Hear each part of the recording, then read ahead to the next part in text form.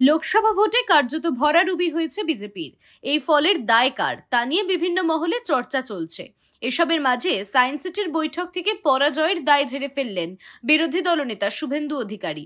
এদিন সায়েন্স সিটির বৈঠকে নিজের বক্তব্য পেশ করার সময় শুভেন্দু বলেন, ৭০ সালের পুরো প্রধান শিশির অধিকারী, শুভেন্দু ৯৫ সালের কাউন্সিলর, শিশির বাবু ৮২ এমএলএ, দুবার এমপি, 4বার এমএলএ। আমার don't need anything. We need democracy in Bengal. Bharatvarsha থাকবে না পশ্চিমবঙ্গ। ভয়ঙ্কর অবস্থা। আগে বিজেপি হলে, বিরোধী হলে আটকাতো। লোকসভাতে ডায়মন্ড হারবার, ফলতা, ক্যানিং, ধনেখালি, কেশপুর, জয়পুর, ইন্দাস, পাত্রসায়ার, শীতলকুচি, মিনাকা, হাড়োয়া, বাদুড়িয়া হিন্দু বলে ভোট দিতে দেয়নি। সংখ্যা 50 লাখ। বলবেন কেন্দ্রীয় বাহিনী কি করছিল? ইসিআই এর গাইডলাইন পড়েছেন? Election commission of India. কেন্দ্রীয় বাহিনী থাকবে এন্ট্রি পয়েন্টে। এপিক চেক করার পাওয়ার তার হাতে নেই। আমরা পশ্চিমবঙ্গ থেকে আওয়াজ উঠাতে হবে।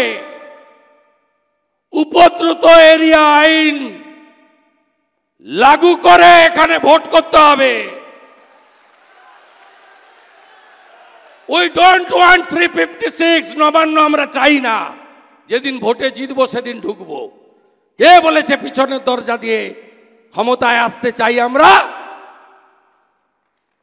আমরা গুন্ডা, জিহাদি, জঙ্গি। ইটার থেকে আনসার গিয়ে রায়গঞ্জে ভোট লুট করলো। চাপড়া, নদিয়া থেকে গুন্ডারা এসে রানাঘাটে ভোট লুট করলো। স্বরূপনগর থেকে গুন্ডারা গিয়ে বাদুড়িয়ায় মতুয়া হিন্দুদের ভোট আটকালো। বেলেঘাটার সচিন সিং, রাজু নস্কর গিয়ে মানিকতলা লুট করলো। আমরা উপদ্রুত এরিয়া আইন কার্যকর করে এই গুন্ডাদের ভোটের দিন বাড়িতে তালা চাবি দিয়ে আটকে রাখতে চাই।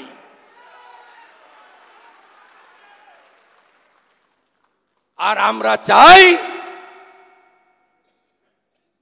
এপিক কার্ড দেখার পাওয়ার দেওয়া হোক কেন্দ্রীয় বাহিনীকে, ইলেকশন কমিশন।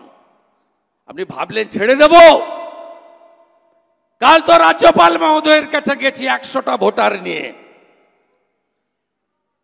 হাতে কালি নেই, এপিক কার্ড হাতে আছে।